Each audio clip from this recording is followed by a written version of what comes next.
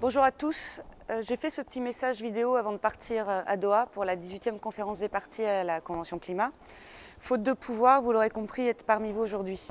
Parmi vous, dont je sais présent un certain nombre de personnes que je connais depuis longtemps, moins longtemps, que je ne connais pas encore, mais dont je sais que nous avons au moins deux points communs. Le premier, et même si le chemin choisi pour y parvenir ou la hauteur de nos ambitions divergent parfois, c'est l'environnement, l'écologie, le développement soutenable, l'éco-développement, le développement qui répond aux besoins du présent sans compromettre la capacité des générations futures à répondre à leurs propres besoins. Parce que nous avons de commun une même vision de l'équité, de la justice, d'une société dans laquelle le progrès ne serait plus seulement entendu comme avancée technologique, mais comme la recherche et la réalisation d'un mieux vivre pour tous, d'un mieux vivre ensemble, d'un mieux vivre tout court, dans la dignité et le respect, aujourd'hui et demain, sans jamais perdre de vue que ce qui fait le plus d'une humanité, le savoir, le goût du beau et du plaisir, sont source d'inspiration et d'innovation. Notre second est que nous avons en commun d'être dans le fichier mail de Gaby Cohn-Bendit, et que ce n'est pas rien quand on sait son caractère, sa personnalité et son exigence sélective. Salut Gaby, et merci de cette initiative et de ton invitation. Il n'y aura jamais assez d'occasions de susciter les moments de discussion, de rencontre, d'échange et de confrontation entre les visions de l'écologie pour faire grandir l'écologie.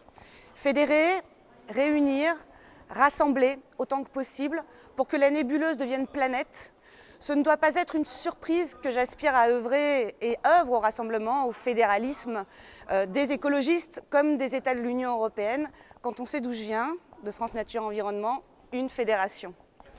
Ce n'est pas l'exercice le plus facile, mais c'est celui qui est nécessaire pour gagner en poids. Parce que l'histoire nous montre que dans la division, les écologistes ont toujours perdu, que l'écologie et la protection de l'environnement a perdu du temps et du terrain. Du temps, nous en avons de moins en moins.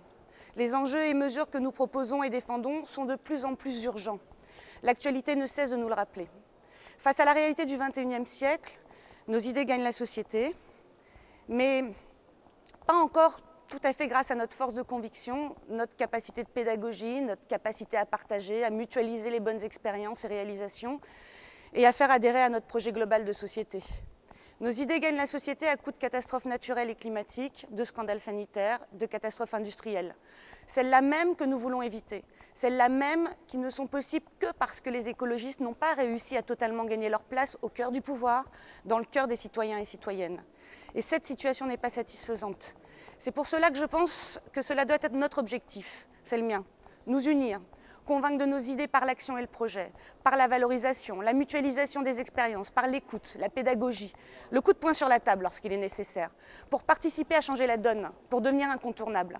Convaincre les politiques, mais aussi arriver à expliquer comment concrètement les propositions des écologistes peuvent changer la vie de tous les jours de monsieur ou madame Untel.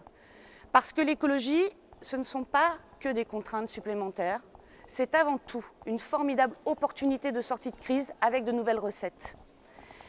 En 2009, pour les européennes, notre slogan était « Vous n'imaginez pas le pouvoir de l'écologie ». En 2012, j'y crois encore et plus que jamais. Et ceci, même si politiquement et factuellement, les écologistes ont l'air de s'être égarés et que la conjoncture ne nous paraît pas favorable.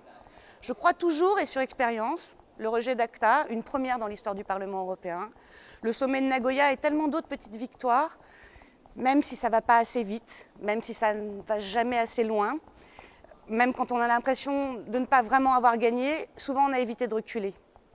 Je crois toujours en ces deux mots, chargés de sens, qui donnent du sens à notre engagement, qui donnent du souffle à des perspectives d'avenir. Ces deux champs d'action pour lesquels nous avons une responsabilité particulière, l'Europe et l'écologie. Il n'y a plus un pan des problèmes de société, des questions que l'on doit se poser, qui ne peut échapper au prisme de ces deux enjeux qui font notre présent et garantissent notre avenir. C'est ma conviction, mon engagement. C'est ce que je voulais partager avec vous le plus simplement possible aujourd'hui. Alors, je vous souhaite de riches débats et discussions, de bons moments, et je vous dis à très bientôt.